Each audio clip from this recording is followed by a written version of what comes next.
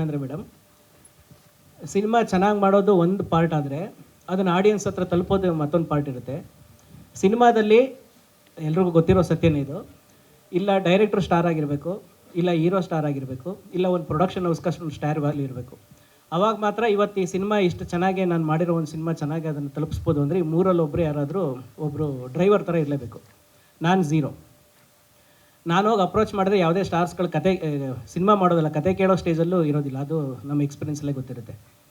ನನ್ನ ಕಡೆಯಿಂದ ಆ್ಯಕ್ಸಿಸ್ಗೆ ಅಂತ ಟ್ರೈ ಮಾಡಬೇಕಾಗಿರೋದು ಪ್ರೊಡ್ಯೂಸರ್ನಷ್ಟೇ. ಅದು ನಾವು ಒಳ್ಳೆ ದೊಡ್ಡ ಬ್ಯಾನರ್ನ ಅದನ್ನ ಹೋಗಿ ಅವ್ರಿಗೂ ನೂರಾರು ಕತೆ ಹೇಳೋ ಡೈರೆಕ್ಟರ್ಗಳು ಬರ್ತಾನೆ ಇರ್ತಾರೆ. ನನ್ನ ಕತೆ ಕೇಳಬೇಕು ಅನ್ನೋದು ನಮ್ಮ ಡಿಮ್ಯಾಂಡ್ ಇರುತ್ತೆ ಅಷ್ಟೇ ಬಿಟ್ಟರೆ.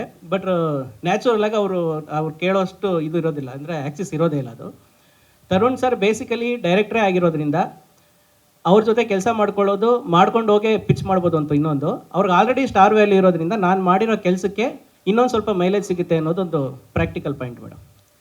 ತರುಣ್ ಸರ್, ಇದು ರಿಲೀಸ್